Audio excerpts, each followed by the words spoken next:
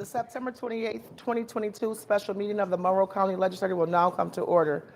Will the clerk please call the roll? Mr. Alcoffer. Mr. Alcoffer is present. Ms. Barnhart. Ms. Barnhart is present. Mr. Baines.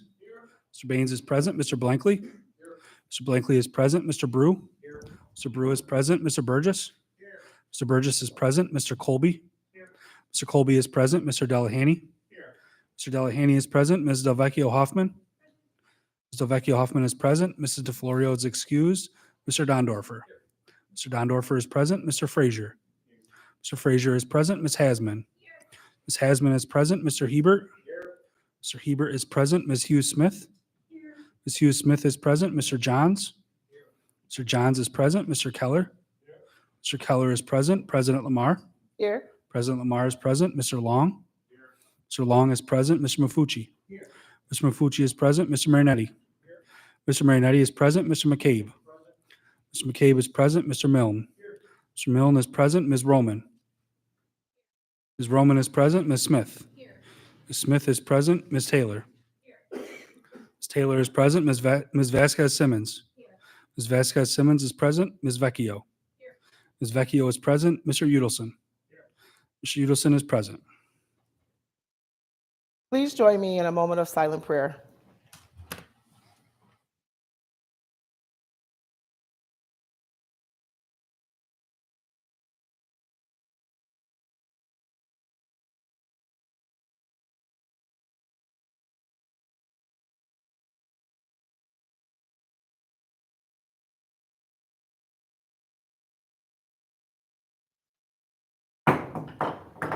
Please stand as we will now be led in the Pledge of Allegiance. I pledge allegiance to the flag of the United States of America and to the republic for which it stands, one nation, under God, indivisible, with liberty and justice for all.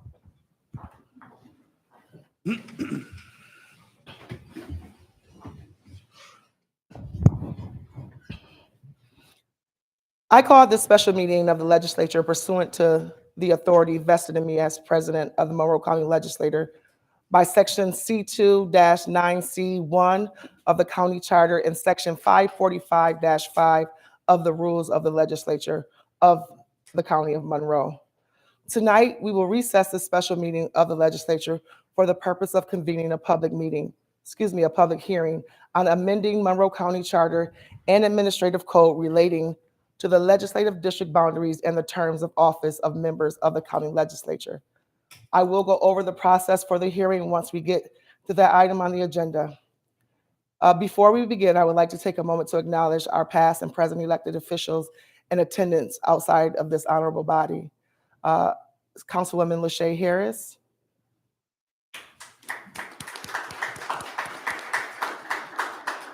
Brighton Town Board Member Robin Wilt.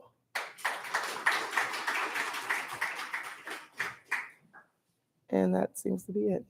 Thank you for coming. We will now recess the legislature for the purpose of convening a public hearing on amending Monroe County Charter and Administrative Code relating to the legislative district boundaries and the term of office of members of the county legislature. We have several speakers from the community and various organizations signed up to speak regarding the legislative district boundaries put forth to this honorable body. Redistricting happens once every 10 years, and to stay consistent with our Legislative District Revision Commission meetings, I will be allowing 3 minutes to speak. The clerk will call the speakers up one at a time and monitor the timer. When the time beeps, we will ask you to kindly conclude your remarks. Mr. Clerk? Our first speaker this evening is Angelica Perez Delgado.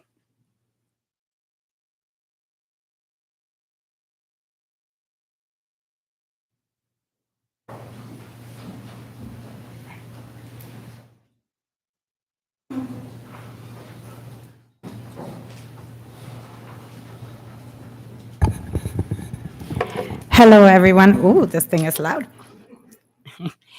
My name is Angelica Perez Delgado, and I'm the president and CEO of Ibero-American Action League. I am also the co-chair of the Latinx Leaders Roundtable and the co-chair for the Racism as a Public Health Crisis Coalition. The Latinx Leaders Roundtable was created to be a place to initiate dialogue, create focus, and develop advocacy strategies relevant to the Latino community. Earlier this week, the Roundtable issued a letter expressing its concerns about the lack of transparency and the adverse impact the suggested maps will have on the Latino community. I do have to say that I have sat with people on both sides of this issue, and a response was issued back to the table, and I am appreciative for the dialogue. We fully understand the essence of the VRA and its fundamental impact, as well as the persistent efforts by some to constantly undermine its purpose. As we are forced to be vigilant in protecting our rights, we cannot lose sight of the inherent limitations of the inclusion that needs to be addressed. We cannot limit the scope that is constantly changing, that requires self-adjusting, nor should we relinquish any part of our acquired rights. We must bring our community together and fully understand racial justice issues when it comes to political participation in BIPOC communities. It will always converge. We should ensure political will of both the Black and Latino community and should be intentional when thinking about preserving the voting powers of this community. While Voting Rights Act is an incredible piece of legislation that protects the rights of minority voters, we know it has always and it still falls short in protecting and understanding the intricacies of the Latino community. This is largely due to the lack of research and reliable data on our people. Nevertheless, every 10 years, we are confronted with the same issue regarding redistricting. We end up reclaiming our positions, and rightly so. What I encourage us to do is to take a larger view of the issue as they affect a growing constituency, and for us to develop strategies that are not self-protective, but take into account the expanding challenges and a broader vision. As a community, we must be vigilant not only about voter access, but also about voter impact. And the tactics of cracking and packing being used will have severe consequences and impact on the Latino vote. The Latino community cannot be dismissed on a technicality. The process our county has followed for the redistricting exemplifies the biggest challenge our Latino community faces: invisibility. I am disappointed that we have missed the opportunity to educate Latinos and other BIPOC communities, that we have allowed the current political environment to pit communities of color against each other, instead of acknowledging some of the pitfalls of the current process and making an effort to be inclusive in our approach and leveraging this moment in history to advance our fight for equity. We did this during the pandemic. We gained incredible ground during the COVID-19 pandemic. We saw Black and Brown community leaders work together to advocate for better access for services and resources to improve the lives of Monroe County residents. We must protect this vital work in our relationships as Black and Brown people. And as a local body, we have the power to be genuinely intentional with the actions that we take, and in this case, particularly with Latinos. Thank you.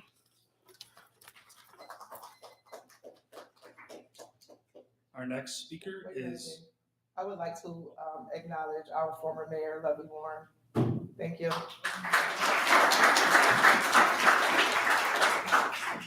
our next speaker is Councilmember Lachey Harris.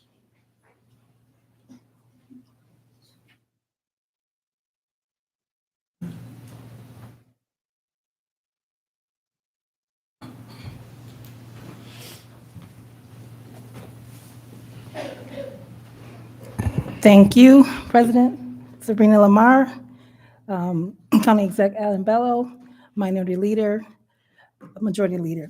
Thank you. My name is Lachey Harris, former County Legislator of the 27th District and current City Council South District. I'm here to discuss the redistricting maps. The current map put forth by the Monroe County Legislature has 5 majority Black districts within the city of Rochester. In Monroe County, there are historically majority white districts, and we do not hear much about the other 24 districts. In the city, the districts are represented by Democrats, where Republicans typically do not run their candidates either way. After the Civil War, during the Reconstruction, this nation had about 2,000 African Americans serving in public office. That number includes 16 representatives at the federal level in the House and 2 senators. At the end of Reconstruction, the politics would make it so that the rights of Blacks were rolled back and the Jim Crow South was born. By the turn of the century, a new racial system had been put in place in the South, resting on the disenfranchisement of the Black voters, a rigid system of racial segregation, and the regulation of African Americans to low-wage agricultural and domestic employment, and legal, extra-legal violence to punish those who challenge the new order. What are we doing today? It would take decades before America would pass the Voting Rights Act of 1965, straight out of the Civil Rights Movement. The Voting Rights Act prohibits voting practices that result in citizens being denied equal access to political process on account of race, color, or membership to a language minority group. Having 5 majority Black districts is in compliance with the law because it allows the representation in government proportionate to the population. We must follow the law. Today, Jim Crow and Black Code laws have been replaced by voter suppression tactics, often aimed at primarily Black and brown districts. During the redistricting of our lines after 2010 census, I spoke out against gerrymandering the 19th Ward, which is a part of the 27th district. Today, this is a different administration who have the opportunity to not only right the wrong, but to go further and follow the law to allow the 5 majority Black districts to stand, just as the historical white districts, majority, stand in the areas surrounding the city. This map, for the first time, will historically empower Black voters on a county level in the city of Rochester. History has shown us that empowering Black voters have never been a priority of anybody other than Black leaders, whether state, federal, or local.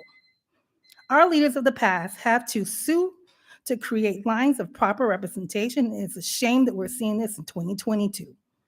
This is not a debate that falls under the umbrella of arguments that have been used against affirmative action. It's about the people who have the fair chance at voting representation for someone and voting for someone who understands the needs of our community. We have an election coming up, and the process begins in a few months. Therefore, time is not on your side. You are jeopardizing our upcoming elections in this redistricting battle. Rochester City Council redistricting also is coming up as well, and we are counting on you all to follow the law. Thank you very much.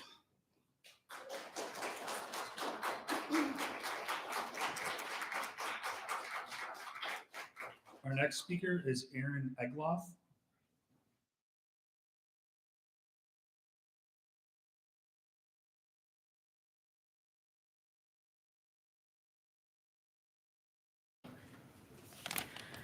Good afternoon. My name is Erin Egloff, and I'm here to support the proposed redistricting map. On the first night of the 2020 Democratic National Convention, Michelle Obama told voters that going high meant facing the cold, hard truth. In that spirit, I'm asking every Democratic legislator in this room to consider the cold, hard truth, that if we strip away the hyperpartisanship, the concern for individual careers, and the alternative facts, we are left with a viable option to support tangible progress in moving from 2 Black districts to 5. The clock has run out on nonpartisan options and other collaborative opportunities, and we're here now with a proposal that is a verifiable step forward. We know the Voting Rights Act has been crumbling under attacks from across the nation, and as Democratic legislators, you have an opportunity to reinforce the best of our party's essential principles: equality and equity that surpass the racism and sexism of our original Constitution. I believe that you can be the kind of elected representatives who prioritize a collective future ahead of individual self-interest. And in doing that, you can be an example to other leaders. After talking with legislators, local leaders, neighbors, and friends who identify as Black, Latino, white, Asian American, Puerto Rican, and African American, and who want to see this map pass the legislature, I'm urging each of you to make an independent and courageous choice to shift your position now and support this proposal. We elected you with the expectation that you would go high, and now is the time to show that you're brave enough to do so. Thank you.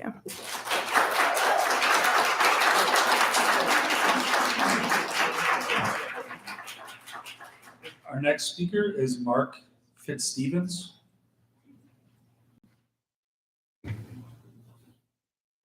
And just a little housekeeping rules. Once you're finished speaking at the podium, please exit on this side of the room. You can actually come around and come back through the back door if you plan on staying. Thank you.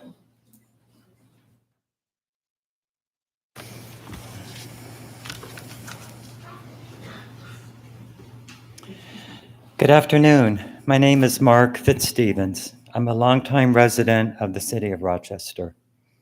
I am here to urge you, members of the county legislature and the Honorable County Executive Adam Bello,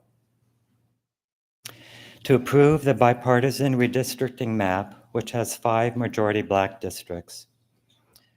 I'm pleasantly amazed at the collaborative spirit between Democrats and Republicans that resulted in this map. Why there are any issues around it is confounding in equal measure. There are legal, ethical, and moral dimensions in this decision that is before you. The legal considerations are laid out for you in the September 4th, 2022 memo from Attorney Joseph T. Burns to the members of the Monroe County Legislative Redistricting Commission. He goes into which map would survive a challenge under Section 2 of the Voting Rights Act. As you know, his considered conclusion is that the bipartisan map holds the highest chance of surviving such a challenge. The ethical dimension involves the self-examination for each of you that goes into the question, am I putting the needs of my district and the entire county above my own needs and interests? I urge self-reflection.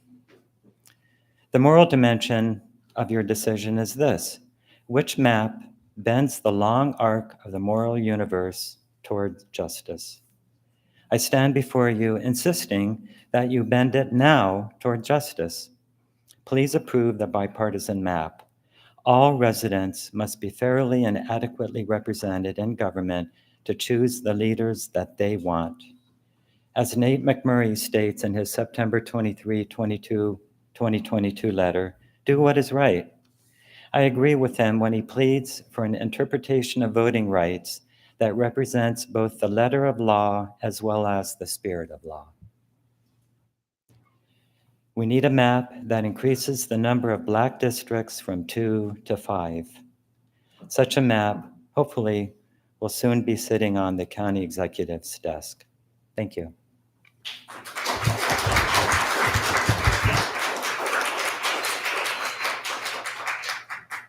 Our next speaker is Reverend Myra Brown.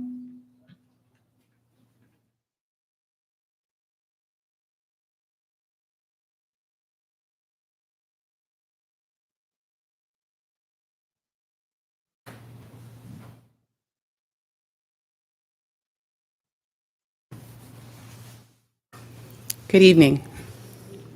Y'all can talk back to me. Good evening. Thank you. Now I'm here to encourage you to vote for the redrawing of the map of 5 majority Black districts, Black voting districts. Now I understand why it is assumed that there are compelling arguments on both sides. The problem here is the premise that is stated in those arguments.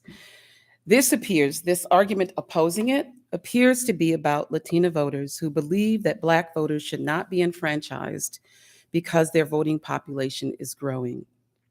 According to Eversha Roman's statement in representing the Latina community that I read in a recent issue, this behavior and statement and sentiment is based in a racial framework of horizontal hostility. That is when people of color groups function inside racist systems, and because the system of racism depends on them buying into the myth of scarcity, they are set up to target members of their own group or other minority groups.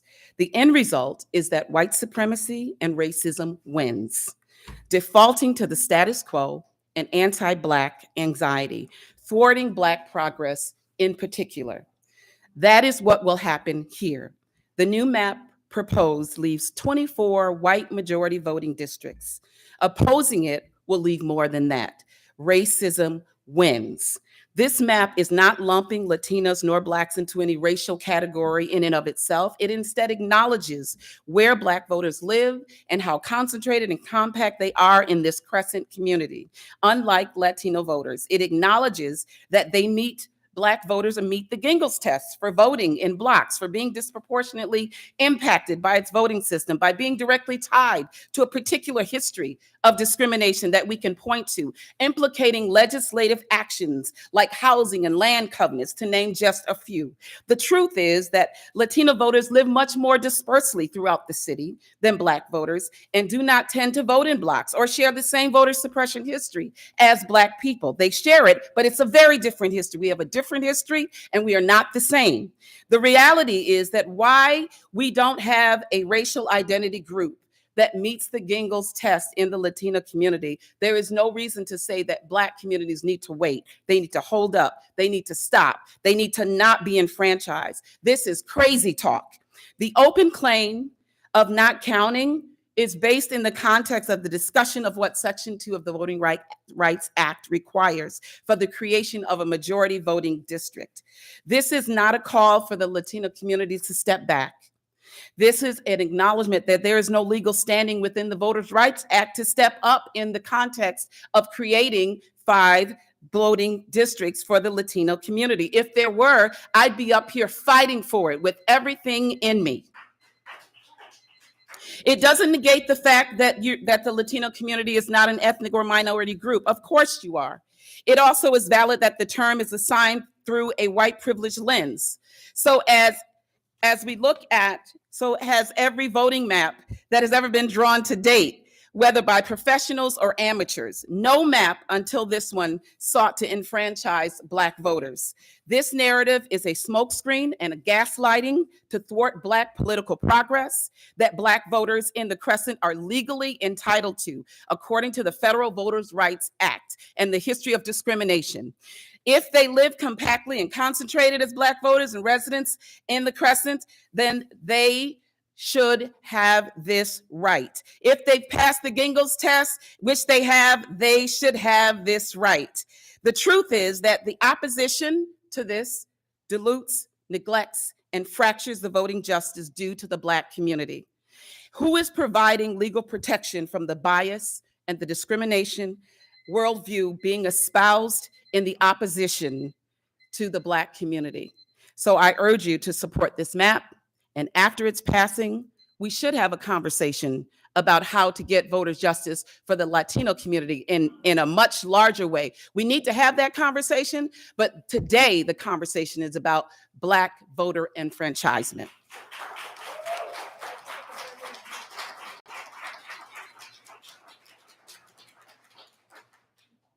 Our next speaker is Dr. Cohen.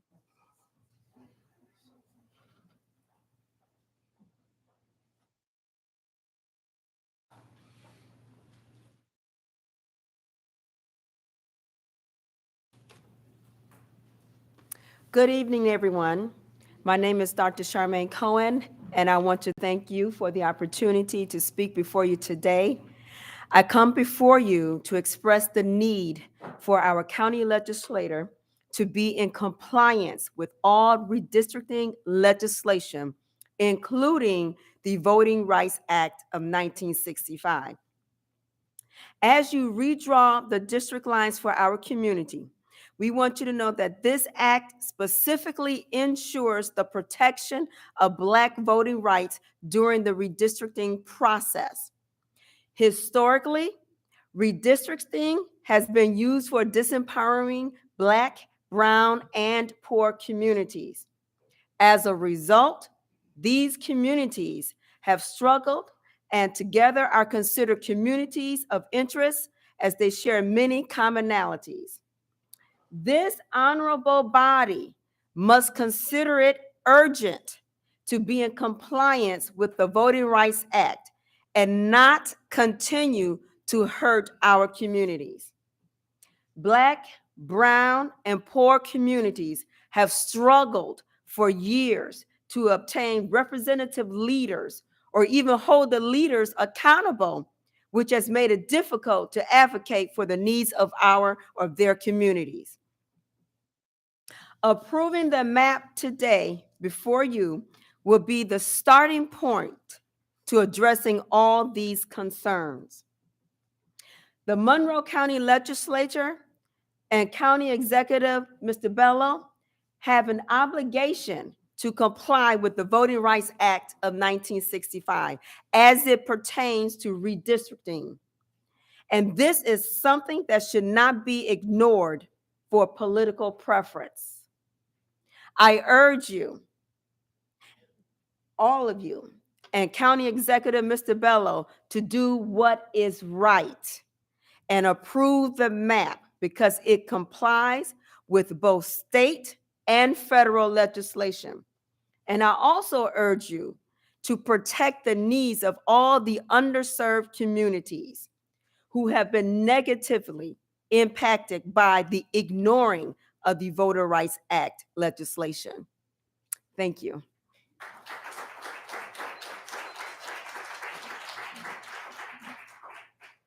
Our next speaker is Gail Harrison. Dr. Gail Harrison.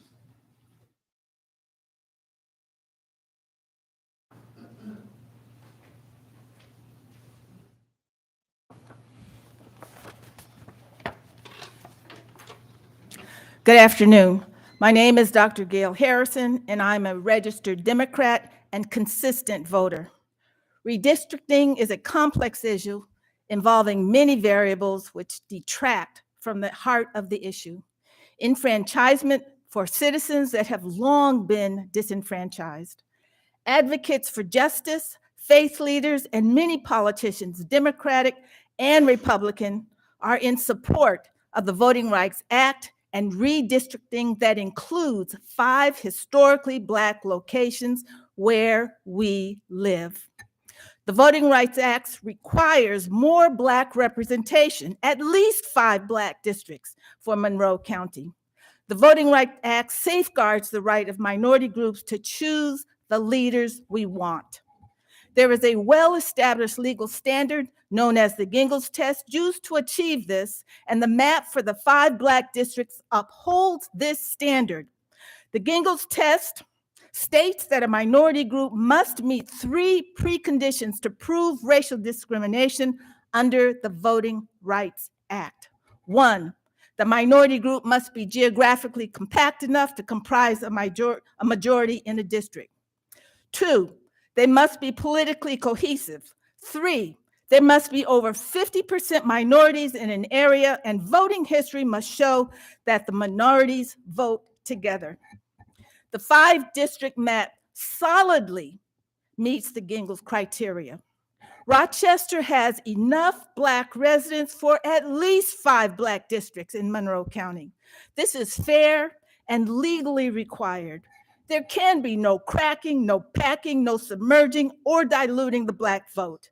That is not only illegal and unjust, but unethical and deprives us of the right to be fully enfranchised.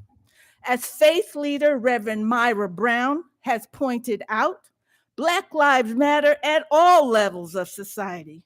Supporting 5 districts for Black voters is just another step in proclaiming equity and redressing the harm that has been done through redlining.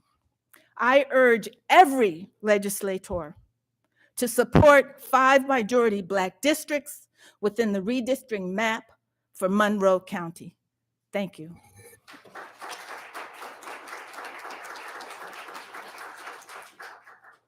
Our next speaker is Dr. Jacqueline Tyson.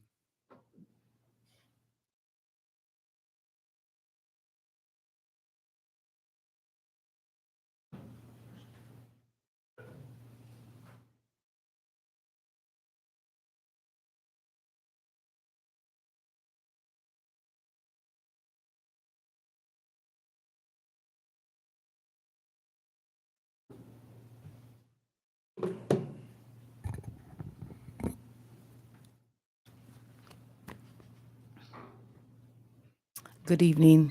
My name is Jacqueline Tyson. I'm a resident of the city and not a doctor.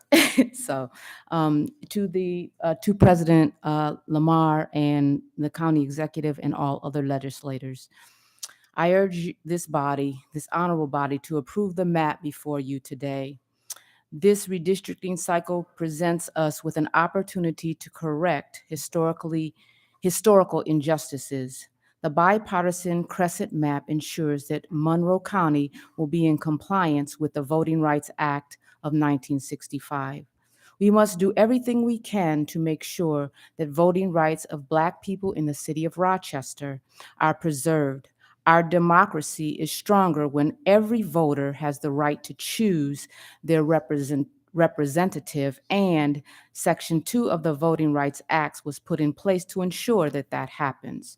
I urge this honorable body to pass and County Executive Bello to sign this historic legislation.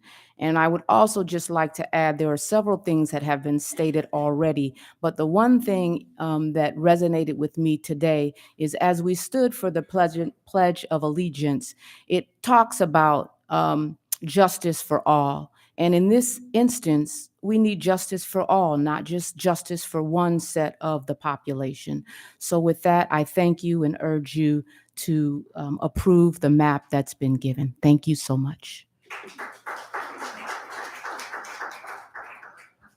Our next speaker is Lashana Boos.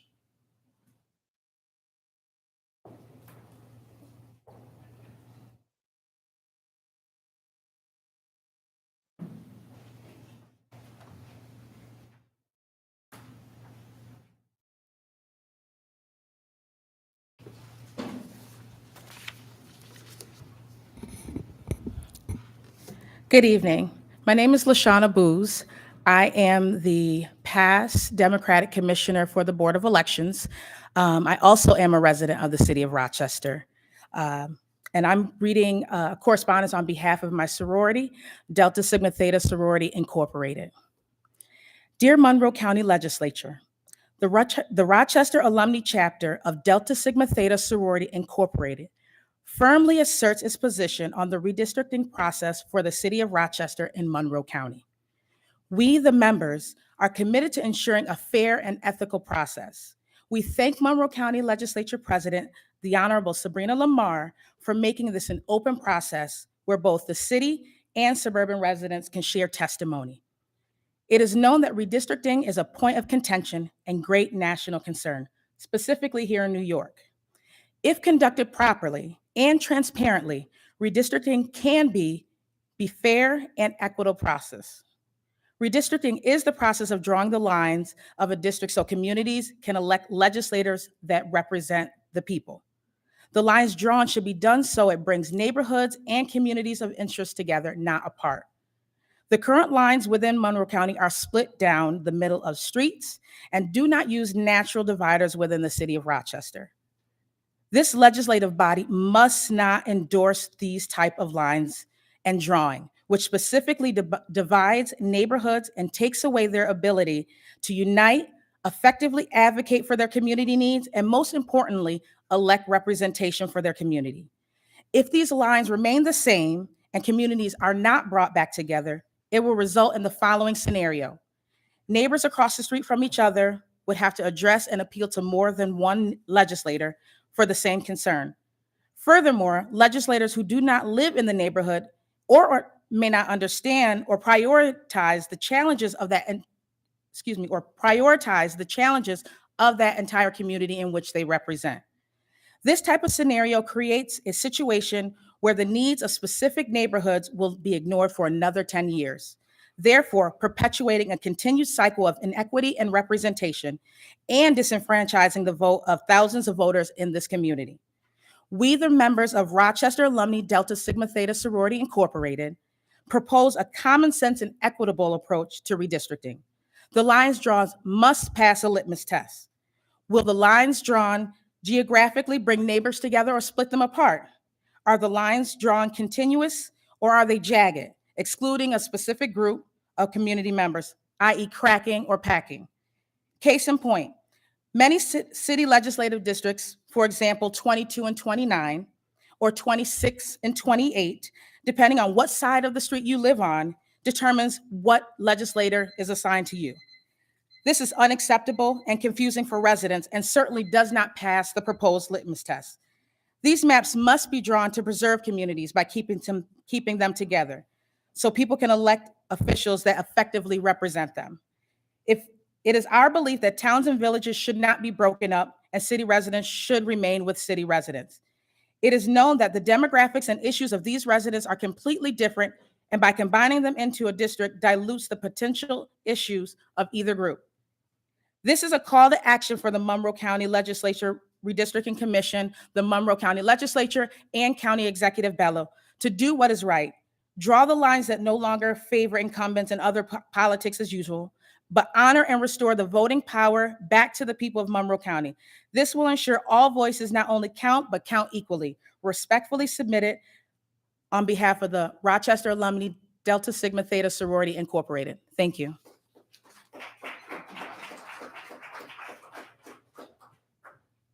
Our next speaker is Ruth Brooks Ward.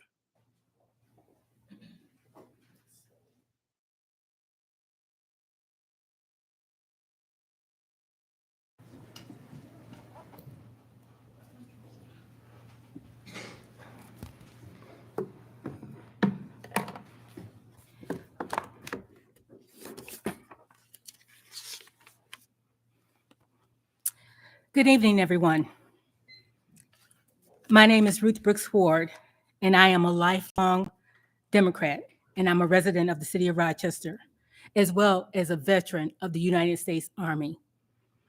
Every 10 years, redistricting comes up, and the story remains the same. So we talked about numbers, and I'm going to give you some numbers just in case you don't know.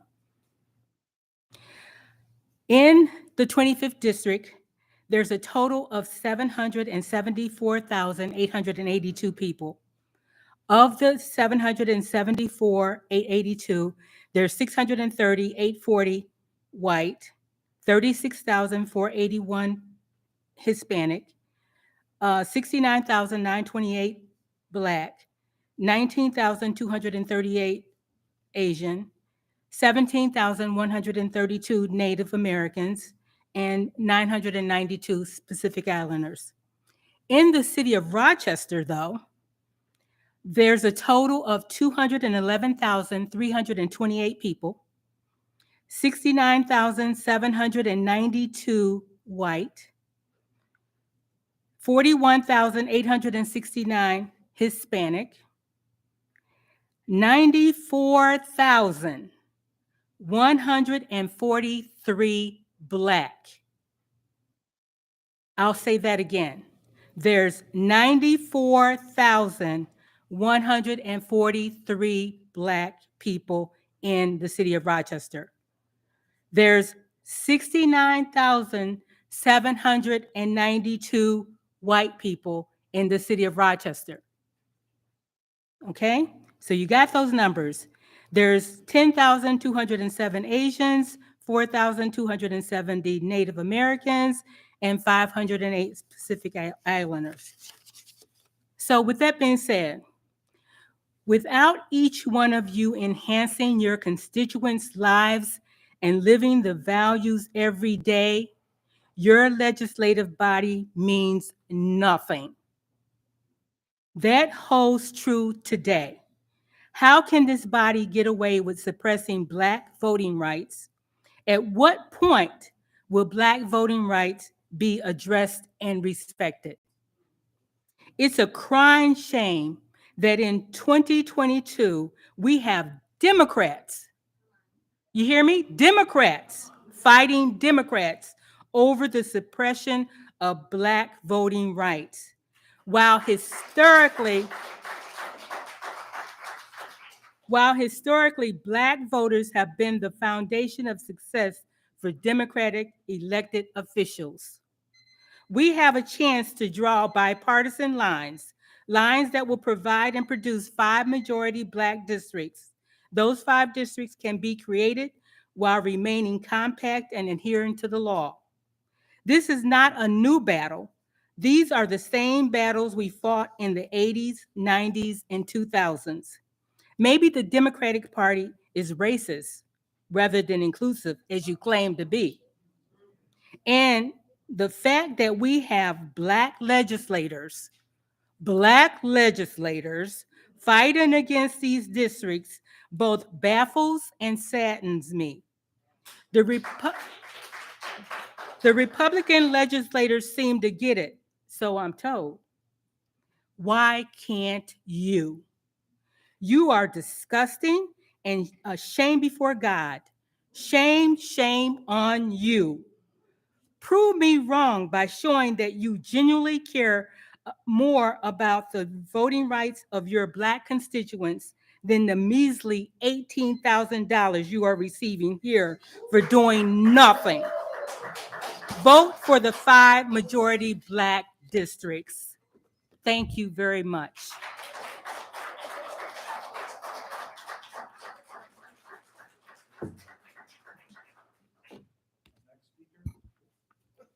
Our next speaker is Nikki Justice.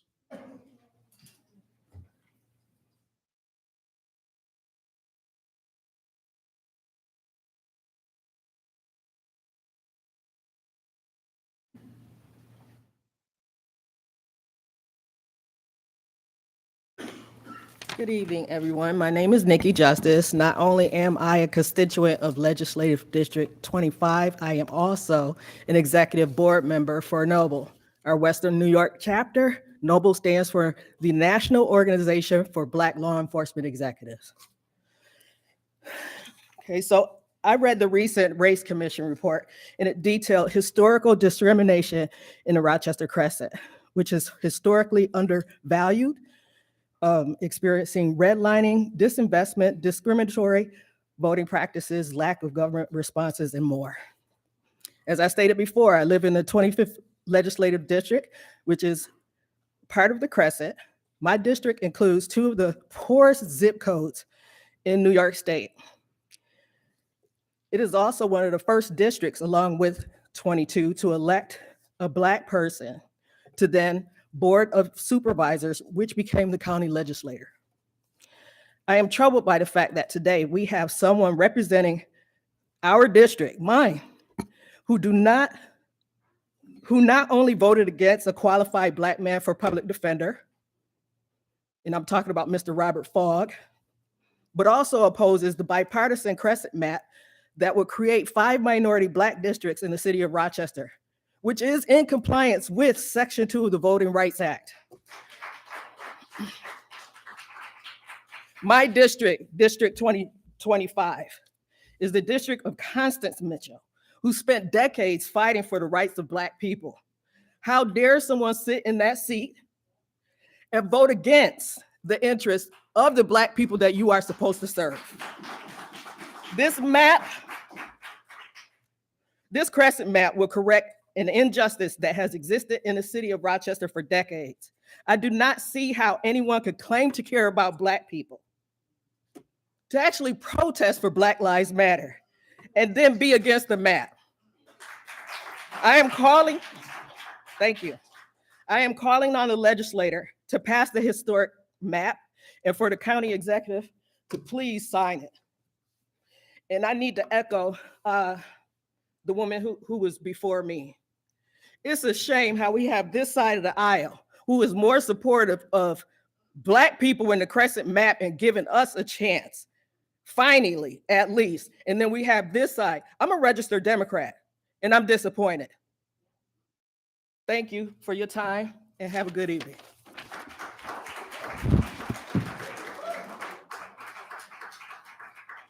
Our next speaker is Terrence Schnurr.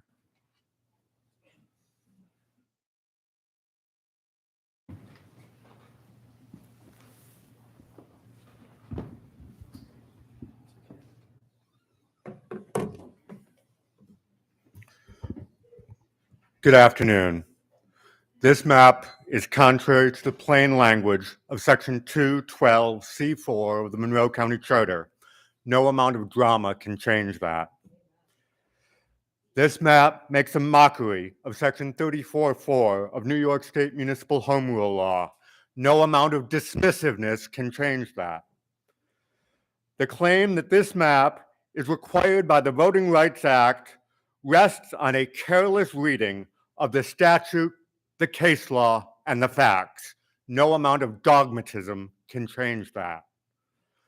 Two legislators' public statements are probably enough to show that this map is unconstitutional under a long line of Supreme Court precedents. No amount of disinformation, defamation, or demagoguery can change that. After a month of calumny, the caucus of one who should look up and respect speakers has no bridges left to burn. Yes, the 13 actual Democrats in this body seem uncowed by the table pounding. The 14 openly Republican members have a choice.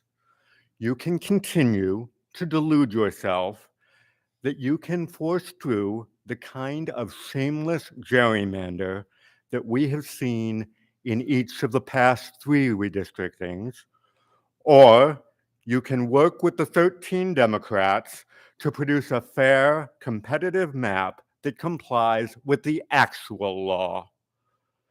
Each day, you continue to pretend that a map like this can be enacted brings us closer to the point when we will have to wait for a court to decide the lines sometime in April, probably, maybe even May. You've wasted a whole year. It's been long enough. Thank you and have a good evening. Our next speaker is Sharice Bufus.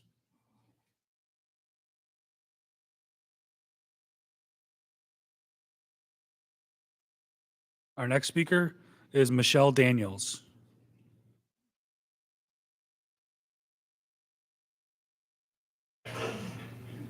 Our next speaker is Demond Wilson.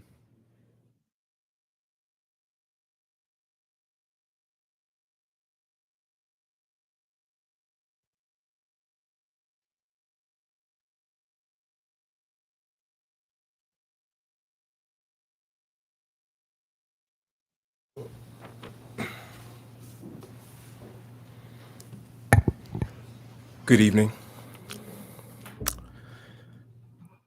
I won't be before you long because I feel that most of what needs to be said has already been covered. But I would like to add this.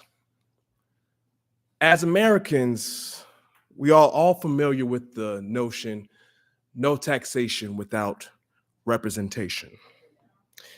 It stands as a rallying cry that gave birth to a new nation that we now call the United States of America. The power of this slogan is that it captures the inherent inequities of a political system that has been rived with greed and self-interest by showcasing the errancy of something called virtual representation. You see, Britain believed that it was okay for members of parliament to speak on the interests of colonists who they did not represent. They felt that since the colonists were British citizens, they did not need to have proper representation when it came to matters of the state. You see, it saddens me because I now see that the oppressed have become the oppressors. It saddens me because something that should be so self-evident has now become marked in controversy. The injustice of virtual representation has reared its ugly head once again. And it has done so by targeting Black citizens here in Monroe County. You see, Black citizens in Monroe County pay their taxes, they abide by the laws, and they contribute to what we like to call the American dream. But it seems that representation for them, and I include myself, for us, I guess, is just not a right. As I look at this room, I see that this body has become comfortable with representing Black citizens and giving them limited access to the table. The issue isn't about breaking up neighborhoods. It's not about race baiting. It's not about primaries. It's about who has a seat at the table of power. So I'm asking you today to do better than virtual representation. I'm asking you for full participation. 5 Black districts won't take away from any other racial group, and it will provide an opportunity for neighborhood associations to truly love thy neighbor. So today I ask you to vote and approve this legislation to create 5 Black districts. Thank you.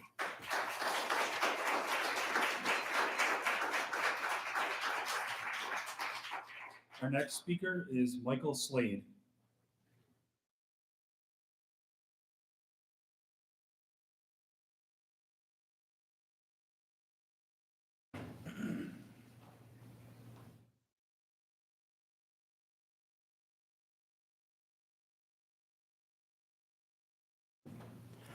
Since Dave Garrettson is not going to speak tonight, I guess that leaves me with the record of having spoken most often to members of the Redistricting Commission and/or this body about this redistricting. In fact, I don't think there's anyone in this room who's been here for more redistricts than I have. I moved into Rochester in '66, so that makes this the 6th redistricting that I've lived through. I've been active in several of them. My background is in physics and system software engineering. I'm familiar with the tools of the trade, such as days redistricting. But what disappoints me and will disappoint me regardless of the outcome tonight, when the vote is actually taken, is that the deliberate ignoring of compactness. I've spoken on this issue time and time again. Compactness. Why is it important? So that neighbors can know who their legislators are. There are many fancy calculations. There's a very simple one. It's called the Polsby-Popper calculation. It's in Dave's redistricting. You can derive it from the data in the shape files from Arkbridge. It's simple. 4 pi times the area divided by the perimeter squared. And that can be expressed as numbers from 0 to 1 or 0 to 100. The 26th district has the dubious honor of, in every single map shown, to be the least compact of any district ever proposed by anyone here. 2 others that are really ridiculous are the 2 districts in Irondequoit. A jagged line going one way or the other. I dare any of you to describe in a 30-second elevator talk who's in what district there. Others that are strange are Parenton. There's a bump out here and a bump out there where there could have been straight lines to do it. And there are people who have made up maps that are pretty good that give a great deal of voice to the world of compactness. Several on the west side of town are really ridiculous. There's one up in the northwest where there's like a hook that comes in that sticks into this arm. It turns out that there aren't very many people in this little arm, but because the people who drew the map only used precincts in Dave's redistricting, which roughly are 1,000 people in each one, and when you have plus or minus 250 in a district, makes it very hard to create a district. But if you would go down one level into the basic census tract, then there's only 775 in a district, and you could much more easily make it compact. Unfortunately, when the present map was submitted to Arkbridge, it was submitted with no changes. They couldn't even correct all these little crazy details.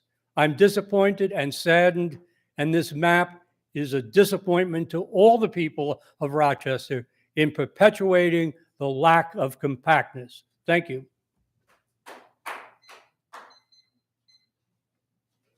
Our next speaker is Robin Wilt.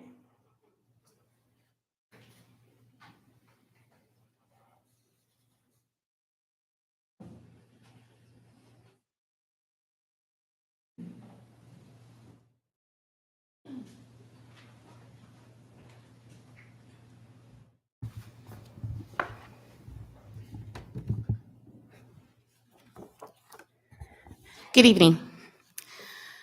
So I've been at this podium 3 times now, and each time I grow a bit wearier and a bit more frustrated. In the spirit of James Baldwin, there's going to be fire this time. I cannot express how disappointed I am with Democratic legislators in 2022 acting like the old Democratic segregationists of the South during the Civil Rights era. The willful ignorance being expressed by some of the legislators is distressing. The way you're digging in your heels to be firmly ensconced on the wrong side of history is no different than the spittle-flecked white supremacists who oppose school integration, who are now forever part of the history books with their jeering and smug faces. But I will remind you that many of them are alive today and in this room.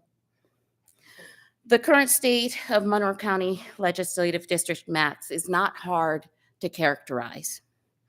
Monroe County is racially gerrymandered, with Black voters packed into LD 27 to dilute their voting influence overall throughout Monroe County, and conversely, Black voters are cracked into LD 21 to ensure that they will consistently be outvoted by other minority voters joining in coalition with white voters. The Democratic caucus, despite knowing this, prefers maps that strongly adhere to the racially gerrymandered status quo. Maps that continue to subject Black voters to a Jim Crow existence.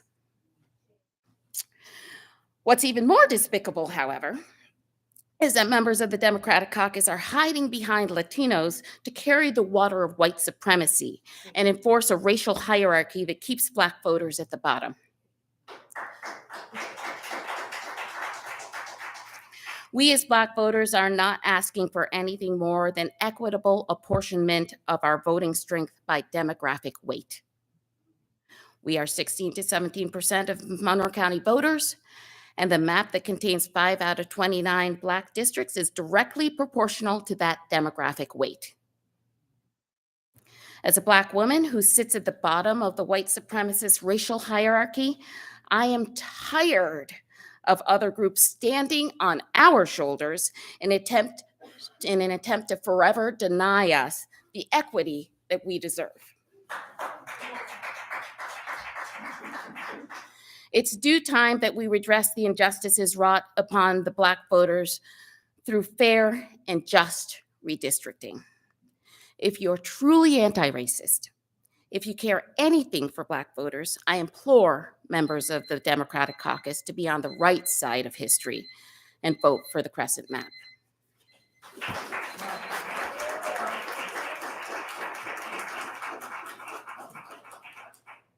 Our next speaker is Nicholas Will.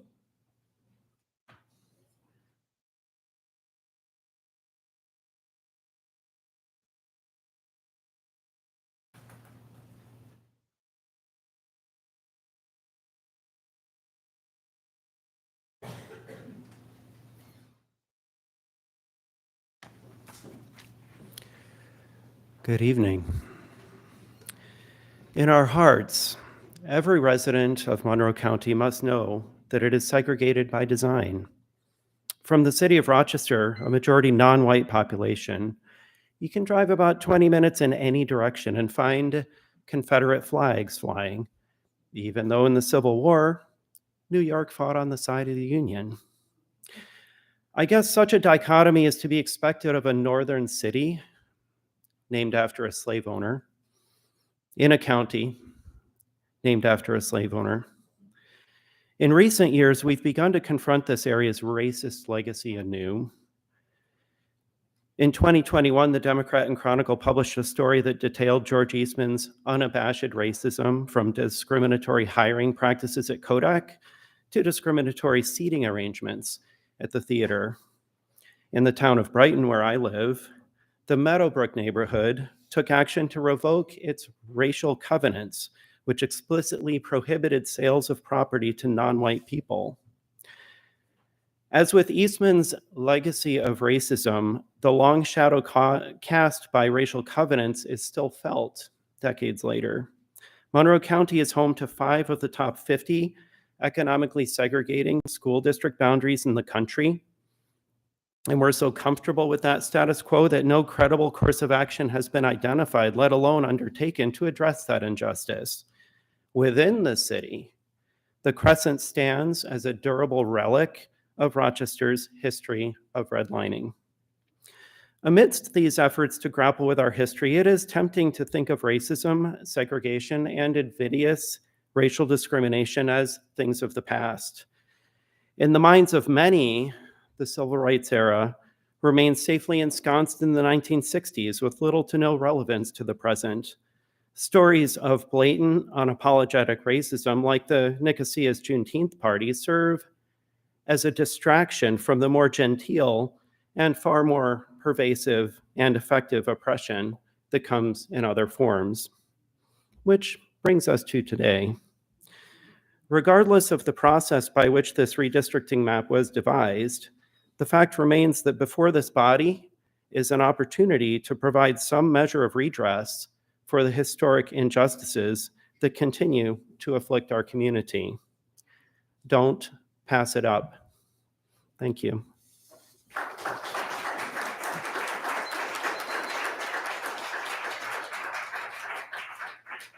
Our next speaker is Septimus Scott.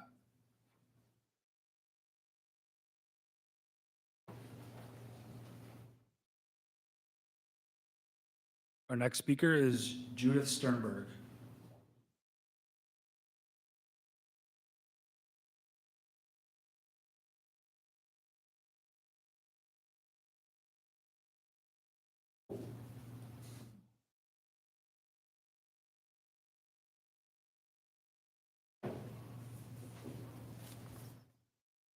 Good evening.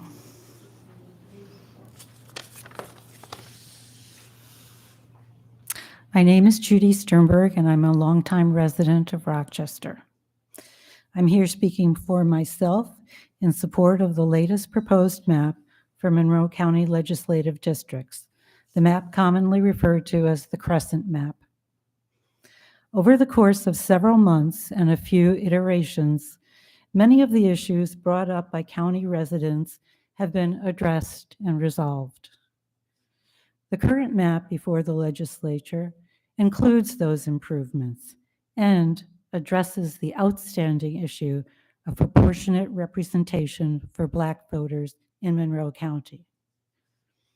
The Crescent Map meets the charge of the Voting Rights Act by the creation of 5 Black majority districts, all naturally located in the Crescent area of Rochester, our area of historic redlining and discrimination. Others have spoken eloquently and provided the supporting demographic data for the creation of these districts. I urge legislators to vote for this map. It is time for our county to move forward. Thank you.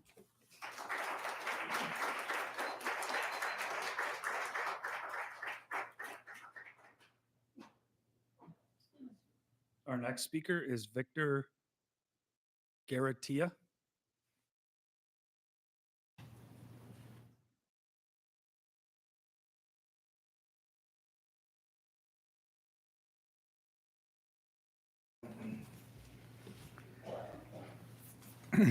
I am Victor Garatea, a resident of Rochester. I'm calling on the legislature to support the map because it helps all people living in the city. The map does not hurt Latinos. It helps them because it gives representation to areas of the city that have been neglected. I will personally help organize Latino voters, like I've done with other candidates, so that they can participate in the process. Voting is important. Voting rights are sacred, and I hope you support this map and work together. Thank you.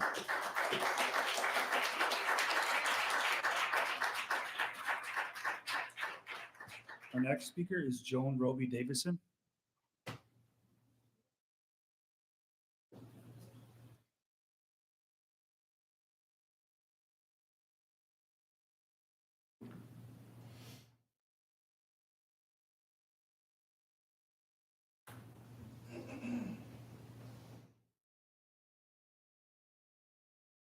Good evening. My name is Joan Roby Davison. I am a city resident, a registered Democrat, and I'm active in my community. Those who have known me for very long know that I am a fierce advocate for my neighborhood where I choose to live, a neighborhood that has been historically underserved, that is currently split between two legislative districts, 22 and 29. Under the proposed map, unlike some prior speakers who said respect some neighborhood and some natural boundaries, will be split among 4. Okay, I just don't, I'm trying to wrap my head around how this best serves this neighborhood that has taken so many hits over the last few years. It is not that I object to 5 majority Black districts. I absolutely do not. I am simply saying that taking a neighborhood of some 35,000 residents and splitting it 4 ways to have 4 different legislators to which as a group we would need to appeal is unreasonable. I believe that you can meet the Voting Rights Act requirements without this division. And I would also say, I've been unable to get to any of the prior meetings of the redistricting committee, and the lack of advance notice and public notice of the meetings has been, to say the least, a bit disappointing.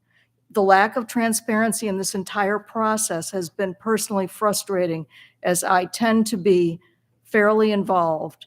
And I apologize, I see yawns on the Republican side. I apologize if this is boring to you. This is important to me and to my neighborhood.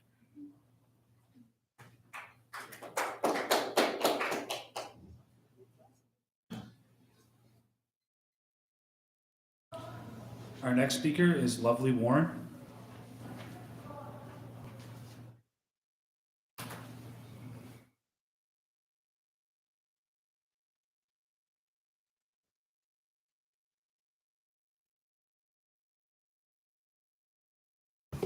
Madam President, thank you for the opportunity to join you here today. What are we arguing about? There are 29 districts. We're arguing about 5 Black districts. I never thought I would see the day where Democrats are arguing harder than Republicans about supporting 5 strong districts that could potentially allow a person of color to be elected in that district. I know the late, great Assemblyman David Gant is rolling over in his grave right now, just listening to the rhetoric and the lies being spewed about redistricting by the Democratic side of the aisle. Let's be clear. You wouldn't have a Black assembly district in the city of Rochester had it not been for his challenging that district lines, and then the courts ultimately creating the 133rd Assembly District, now the 137th Assembly District. That was not an easy battle, and let's be frank, many of you do not know or would not be here without the work of Assemblyman David Gant.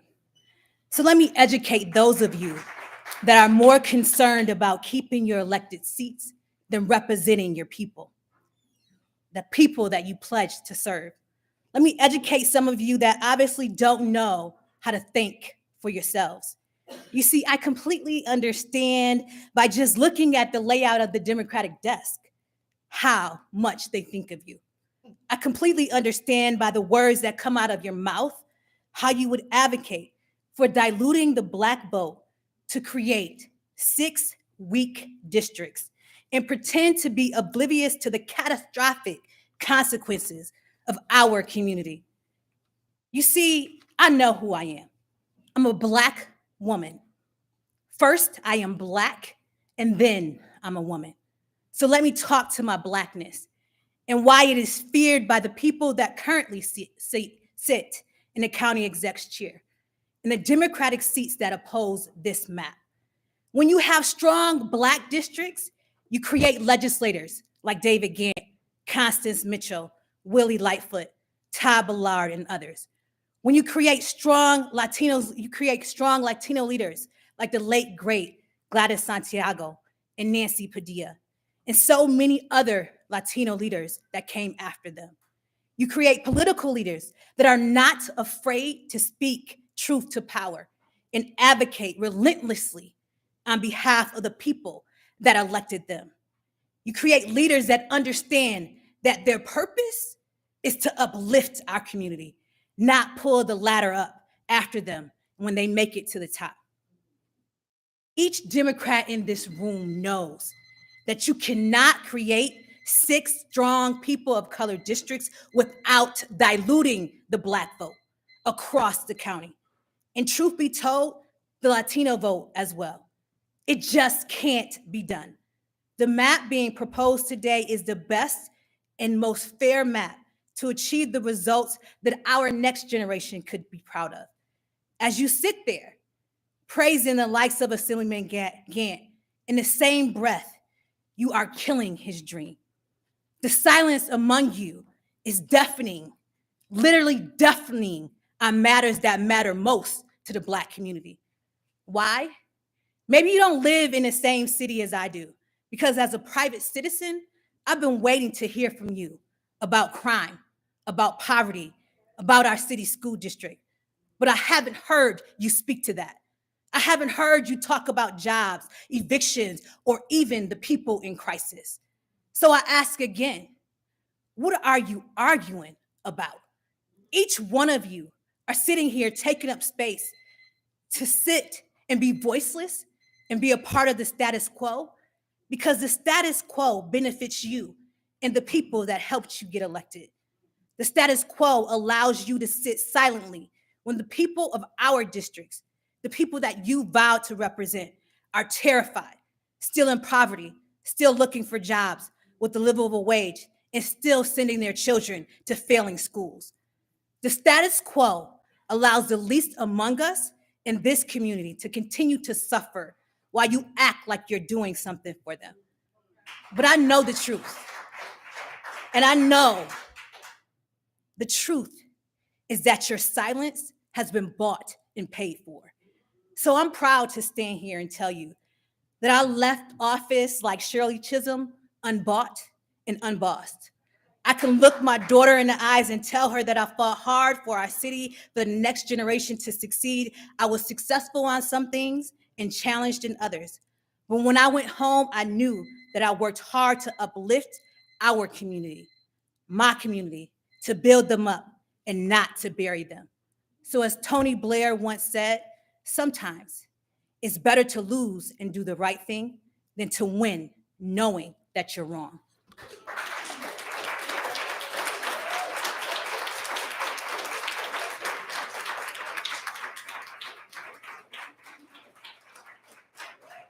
This concludes the public hearing.